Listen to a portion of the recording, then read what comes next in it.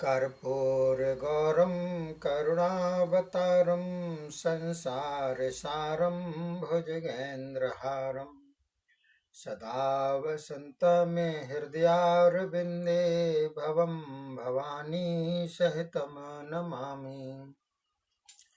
बोलिए शंकर भगवान की जय। बोलो सनातन धर्म की जय।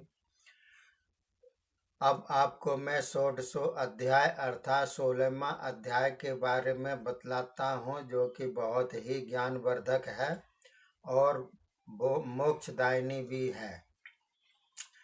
तो देखिए, ऋषि बोले, हे सूत जी, इसमें ऋषि और सूत जी का आपस में वार्तालाप के द्वारा हम सभी को ज्ञानार्जन ये शिव महापुराण करा रही है। तो देखिए, ऋषि बोले, हे सूत जी, हमें पार्थिव प्रतिमा की पूजा विधि कहिए जिससे अभीष्ट सिद्धि प्राप्त हो।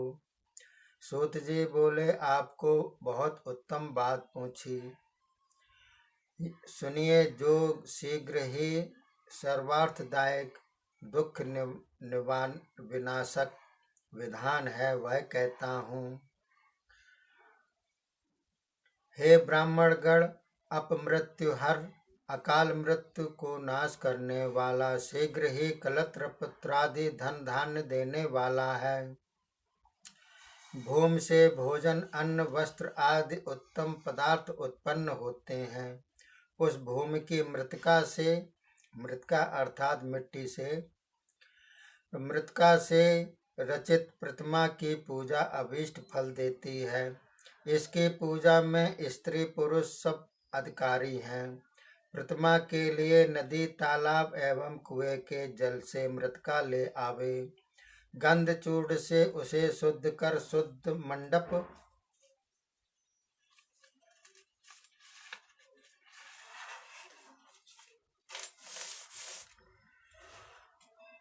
में उसे पीसकर दूध से उसे गूंथ कर अपने हाथ से प्रतिमा बनावे। अंग प्रत्यंग तथा आयुधों के साथ मूर्ति की कल्पना करके उसे पद्मासन से स्थित करे। फिर आदर से उसकी पूजा करे। गणपति, सूर्य, विष्णु, पार्वती, शिव, शिवलिंग आदि मूर्तियों की ब्राह्मण नित्य पूजा करे। फल सिद्धि के लिए षोडशोपचार से पूजा करे। मंत्रों के साथ पुरुषों के द्वारा जल छिड़के एवं अभिषेक करे। नैवेद्य के लिए चावल एवं अन्न लेवे। गृहस्थापित लिंग के लिए पांव भर नैवेद्य तथा अन्य मनुष्यों से स्थापित लिंग के लिए शेर भर लेवे। देव स्थापित लिंग के लिए 3 शेर, स्वयं प्रादुर्भूत लिंग पर 5 शेर नैवेद्य चढ़ावे। इस प्रकार 6-7 शेर नैवेद्य होना चाहिए। और यदि सहस्त्र शेर नैवेद्य से पूजन करे तो वह ब्राह्मण सत्यलोक में जाता है। 12 अंगुल चौड़ा एवं 24 अंगुल लंबा, 1 अंगुल और भी अर्थात 25 अंगुल लंबा, 15 अंगुल ऊंचा एवं लोहे व काष्ठ के बने पात्र को शिव कहते हैं। उसके अष्टम भाग का नाम पृष्ठ एवं चतुर्थ भाग का नाम कुड़ब है। इस प्रकार 10 पृष्ठ, शतपृष्ठ एवं सहस्त्र पृष्ठ जल, तेल, गंध के यथा योग प्रमाण से मनुष्य, ऋषि एवं स्वयं भूत लिंगों की पूजा महापूजा कही जाती है। अभिषेक से आत्मशुद्धि, गंध से पुण्य लाभ, नैवेद्य से आयु तथा तृप्ति एवं धूप से अर्थ प्राप्ति होती है। दीपक से ज्ञान, तांबूल से भोग प्राप्ति होती है।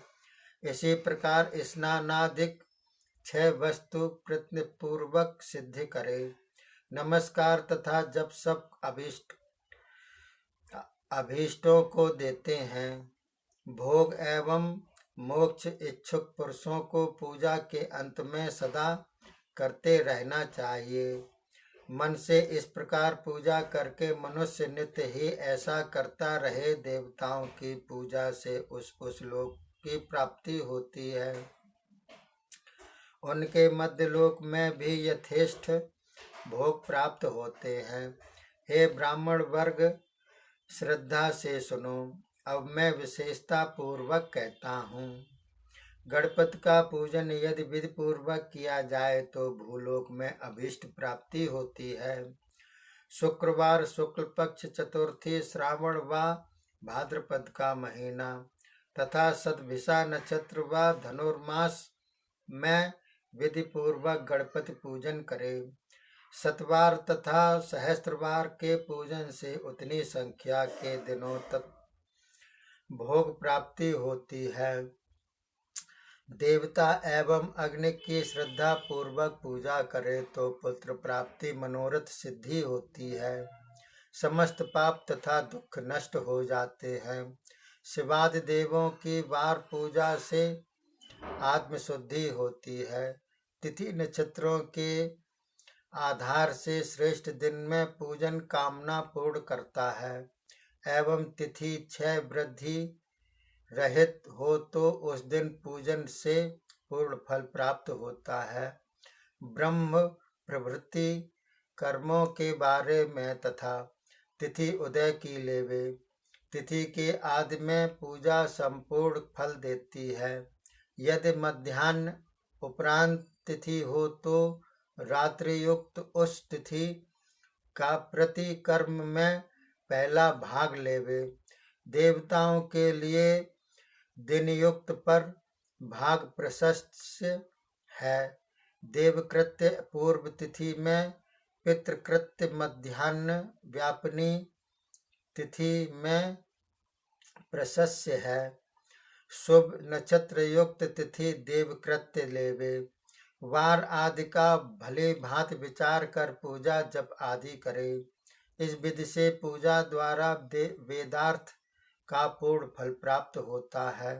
इसी क्रम से भोग सिद्धि अभीष्ट सिद्धि होती है। पूजा का अर्थ है जिसके द्वारा मनोरथ एवं इष्ट प्राप्त हो वह पूजा है। यह अर्थ लोक वेद प्रसिद्ध है।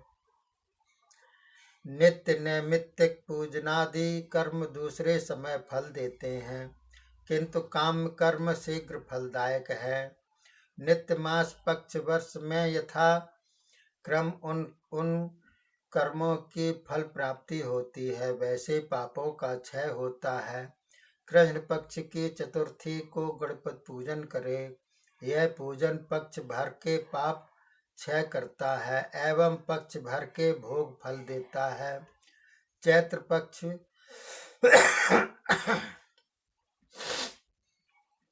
चैत्र कृष्ण पक्ष की चतुर्थी का पूजन मास भर फल देता है।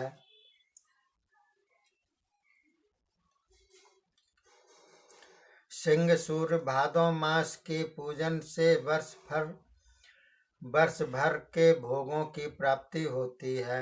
श्रावण का महीना आदित्यवार सप्तमी तिथि हस्त नक्षत्र हो एवं माघ महीना शुक्ल पक्ष की सप्तमी तिथि में आदित्य पूजन करे।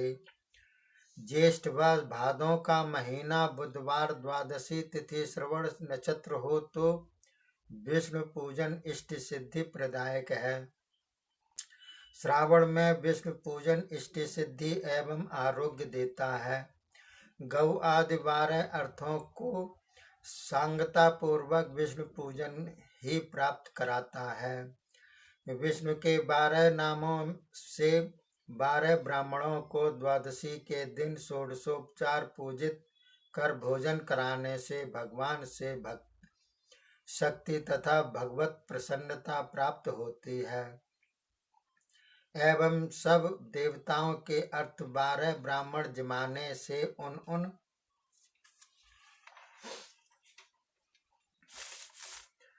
देवताओं की प्रसन्नता प्राप्त होती है। कर्क राशिस्थ सूर्य में मृगशिरा नक्षत्र की नवमी तिथि में धन ऐश्वर्य की इच्छा से पार्वती का पूजन सर्वभोग प्रदान करता है।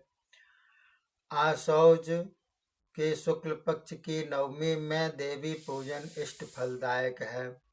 रविवार कृष्ण पक्ष की चतुर्दशी के दिन आद्रा एवं महाआद्रा नक्षत्र में शिव पूजन विशेषकर फल देता है एवं माघ कृष्ण चतुर्दशी को भी शिव पूजन महाफलदायक है। ज्येष्ठ में महाआद्रा नक्षत्र की चतुर्दशी के दिन शिव पूजन आयु वर्धक, मृत्युनाशक एवं सर्व सिद्ध कारक है। मार्गशीर्ष के आद्रा नक्षत्र में षोडशोपचार द्वारा सब मूर्तिकों में शिव मूर्ति से पूजन तथा उनके चरणों का दर्शन, यह शिव का ही पूजन भोग मोक्ष देने वाला है।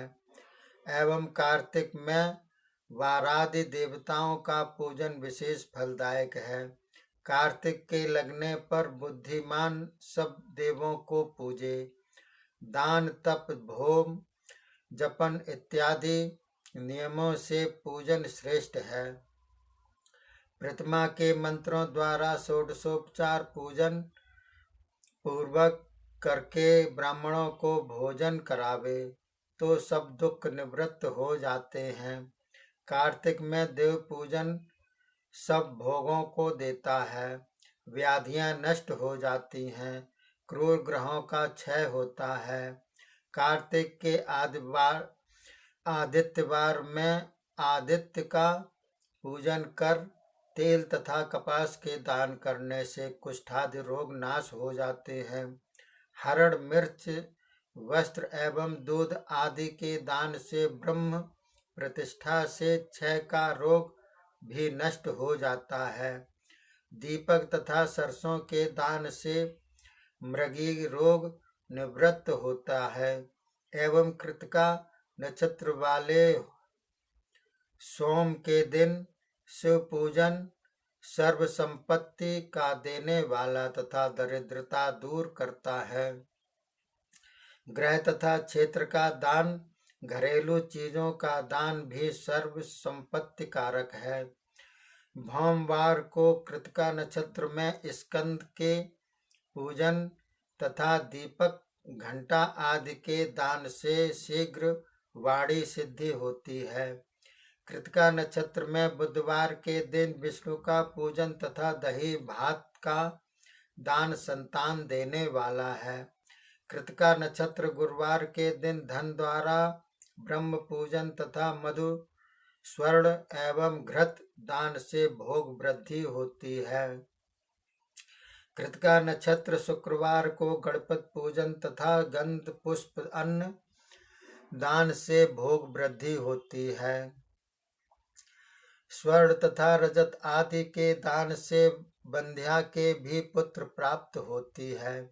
कृतिका का नक्षत्र शनिवार के दिन दिक्पालों की वंदना पूजा करे। दिग्गज नाग तथा सेतुपालों की पूजा करे। पाप हरने वाले त्र्यंबक रुद्र एवं विष्णु का ज्ञान देने वाले ब्रह्मा जी, धन्वंतरी तथा अश्वनी पूजन रोग अकाल मृत्यु को हरने वाला एवं तत्काल ही व्याधियों को शांति देने वाला है। नमक, लोहा, तेल, उड़द, सौंठ, त्रिफला, मिर्च, गंध, जल आदि के दान से तथा दूध, धान आदि के इन पदार्थों का दान के सूर्य में एक एक शेर दान से एवं उषा काल में पूजन करने से स्वर्ग प्राप्ति होती है। शिव आदि सब देवों का पूजन क्रम से सर्व सिद्धि होती है। हवि के उत्तम पदार्थ साले अन्न एवं नैवेद्य है। अनेक प्रकारों के अन्न को नैवेद्य धन के मास में दान करना विशेष फल रखता है।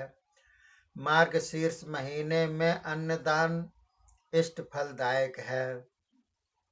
इससे पाप क्षय, इष्ट सिद्धि, आरोग्य, धर्म, वेदों का ज्ञान, श्रेष्ठ अनुष्ठान, इस लोक तथा परलोक में भोग, अंत में अविनाशी योग, वेदांत ज्ञान की सिद्धि, यह सब मार्गशीर्ष अन्नदान से प्राप्त होते हैं। मार्गशीर्ष महीने के उषा काल में नित्य अथवा 3 दिन ही सही भोग की इच्छा वाले देवों का पूजन करें, किंतु धन संक्रांति न बीतने पावे। धन महीने में जब तक दूसरी संक्रांति नहीं आती तब तक महीना भर निराहार एवं जितेंद्रिय होकर ब्राह्मण वेद माता गायत्री का मध्याह्न होने तक जपन करे। पीछे शयन करने तक पंचाक्षर आदि मंत्रों को जपता रहे, उसे ज्ञान प्राप्त हो जाता है। अंत में वह मुक्ति पाता है। एवं अन्य नर नारियों को 3 काल स्नान तथा जपन पंचाक्षर मंत्र का जप करने से विशुद्ध ज्ञान प्राप्त होती है। इष्ट मंत्रों को जपने से महापाप भी नाश हो जाते हैं। धन के सूर्य में तो विशेषकर महानैवेद्य से पूजन करे। उसमें 1 भार धान्य चावल, काली मिर्च 1 सेर, इनके अतिरिक्त पूर्व कथित सब चीजें उससे 12 गुना विशेष हो। मधु घृत पाव भर तथा मूंग 16 सेर, 12 व्यंजन घृत पक्व, मालपुए एवं लड्डुए, बने हुए चावल आदि 12 अन्न, दही दूध 12 सेर, गणना के 7 नारियल हरे, 12 सुपारियां, 36 पान,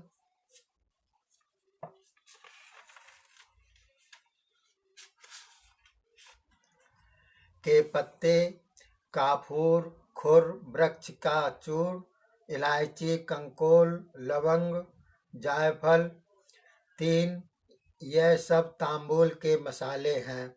इन्हीं वस्तुओं से पूर्ण महानैवेद्य है। इस प्रकार का महानैवेद्य देवता को अर्पित कर वर्ण के अनुसार उन देवताओं के भक्तों में प्रसाद रूप बांट दे। इस प्रकार के महानैवेद्य के अर्पण एवं दान से पृथ्वी पर राष्ट्रपति होता है और स्वर्ग प्राप्ति होती है। हे श्रेष्ठ ब्राह्मण वर्ग, इस प्रकार के 1000 नैवेद्य दान से पूर्ण आयु पाकर सत्यलोक में निवास होता है। इस प्रकार 30,000 महानैवेद्य दान करता उससे भी ऊंचे लोक में पहुंच जाते हैं, उनका फिर जन्म नहीं होता। 36,000 इस प्रकार का महानैवेद्य जन्म नैवेद्य कहता है। इतने जन्म नैवेद्य दान से महापूर्ण कहलाता है। इस प्रकार के महापूर्ण जन्म नैवेद्य के शिवार्पण करने पर पुनर्जन्म नहीं होता। कार्तिक का महीना हो, संक्रांति, व्यतिपात, जन्म नक्षत्र किंवा पूर्णमासी, इनमें से कोई पर्व हो, उस दिन जन्म नैवेद्य की विधि करे। किंवा वर्ष में अपने जन्मदिन में जन्म नैवेद्य करे। किंवा किसी महीने भी जन्म नक्षत्र पूर्ण योग दिन में करे। पुण्य योगों के मिलने से शनि योग में उतने 1000 नैवेद्य चढ़ावे। जन्म नैवेद्य दान से जन्मार्पण जितना फल होता है, जन्मार्पण से शिव प्रसन्न होते हैं, सायुज्य मुक्ति हो देते हैं। जन्म नैवेद्य तो शिवार्पण होना चाहिए। योनि और लिंग के स्वरूप से शिव जन्मदाता है। इसी कारण जन्म निवृत्ति के लिए जन्म नैवेद्य शिवार्पित होना चाहिए। सब चराचर जगत बिंदु तथा नाद रूप है। बिंदु तो शक्ति है, नाद शिव रूप है। अतः यह संसार शक्ति शिवात्मक है। नाद के आधार पर बिंदु, बिंदु के आधार पर संसार है एवं जगत के आधार पर बिंदु तथा नाद स्थित है। बिंदु नाद से जुड़कर कलावान हो जाता है। इसी से ही जगत उत्पन्न होता है। जगत का कारण बिंदु नादात्मक लिंग है। देवी बिंदु एवं शिवदान है, शिवनाद है। इसी कारण शिव लिंग रूप है। अतः जन्म निवारणार्थ शिवलिंग पूजन होना चाहिए। देवी बिंदु रूप जगत माता तथा शिवनाद रूप जगत पिता हैं। माता पिता की पूजा से परमानंद प्राप्ति होती है। इसी की प्राप्ति के लिए शिवलिंग की पूजा करें। वह देवी जगत माता है, वह शिव जगत पिता है। माता पिता की सेवा से माता पिता देवी शिव अधिक प्रसन्न होते हैं। कृपा करके पूजा करने वालों को धन दौलत दे देते हैं। इसी लाभ की सिद्धि के लिए उनका पूजन करे। माता पिता का स्वरूप जानकर शिवलिंग पूजे। भर्ग पुरुष रूप है और भर्गा प्रकृति है। अव्यक्त के अंदर रहने वाले सूक्ष्म गर्भ को पुरुष कहते हैं एवं व्यक्त महत्वात्मिक के अंदर रहने वाले गर्भ को प्रकृति कहते हैं। आदि गर्भ पुरुष ही तो गर्भ धारक पिता है। प्रकृति में युक्त पुरुष से प्रथम जन्म होता है। प्रकृति से प्रकट हुए का नाम दूसरा जन्म है। यही जीव पुरुष द्वारा ही मृत्यु एवं जन्म पाता है। प्रकट होकर यह उसी से उत्पन्न होता है, माया द्वारा जन्म पाता है। इसी प्रकार जो जन्म एवं काल आदि से जीर्ण हो वह जीव है। जन्मते ही पाशों से इसका बंधन हो जाता है। जीव शब्द का यही वास्तविक अर्थ है। जन्म पाश की निवृत्ति के लिए जन्म लिंग की पूजा करें। भग शब्द के अर्थ में भा वृद्धि को गमन करने वाली भग प्रकृति कही जाती है। शब्द मात्राधिक प्राकृत होने के कारण तज्जन्य प्राकृत इंद्रिय भोग के कारण भग प्रकृति का यह हो वह भोग। यह भग शब्द का मुख्यार्थ प्रकृति है।